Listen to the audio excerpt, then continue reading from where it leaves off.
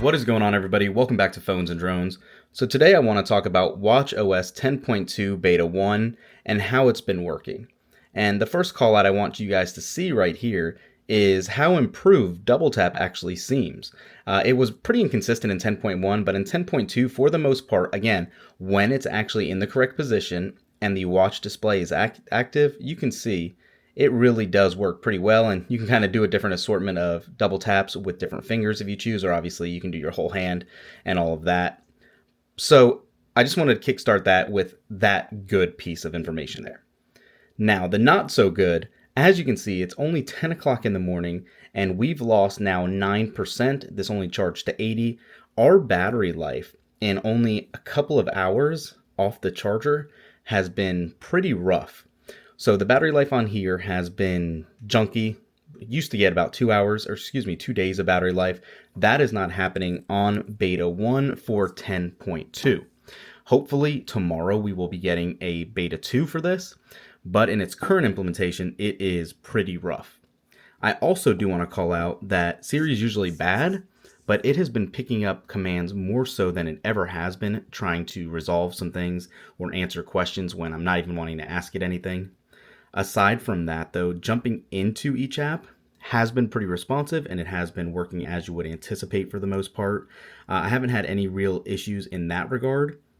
When we go actually into the settings and all that, if you missed our initial video, this is the first beta for 10.2, and it has that version number of 21S5331F.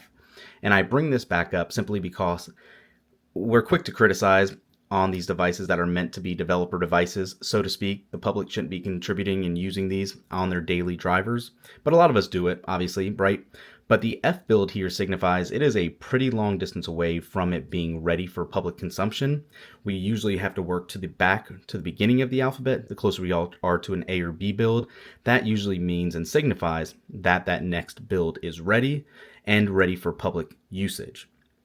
When we actually looked the other day in our other video, if you actually take a look at the feedback app, so here we are in the feedback app again. If you go into recent activities and look and see what was new and what's been fixed, you can see there are some known issues still here. The favorite song playlist might take a while to appear. Sure enough, if you're listening to your music and you're controlling it specifically in that favorite songs playlist, it was taking a while to appear. So no big deal, but again, it was an issue that we were experiencing. The workaround is to add a single song to your music library, and the favorite songs playlist would appear in a few minutes. Again, still a delay, not instantaneous. Contact key verification, I don't think a lot of people are going to be utilizing that, but that is obviously here with some known issues as well. And then the learn more links do not link to knowledge-based articles during betas. Users might see that they are not eligible to enable contact key verification on some of their devices. So plenty of known issues still with contact key verification and iMessage. But if you just look at this, that is literally the extent of the feedback notes or feedback app notes for 10.2 beta 1. You would think it's a lot more stable than what it is, but unfortunately that battery degradation here and battery drainage issue is very substantial in this build. So keep that in mind. If you haven't updated to beta 1, I might hold off and wait till beta 2 comes out, which again should be happening tomorrow. If you actually are using this app and you do have it all set up already, if you go into the Apple Music app, if we actually jump into the Music app on our phone and then play something, and I'm going to turn this down so we don't get copyright infringed, it does still trigger and know pretty timely that we are listening to music, so controlling it is not the biggest issue here. As you can see, it's working here fine to control. There you go.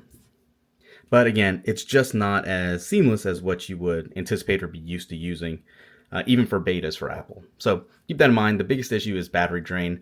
You're probably not going to get your 2 days, 3 days that you were used to on a Apple Watch Ultra, but I have heard complaints on Series 9 devices not being well managed either in the battery life department.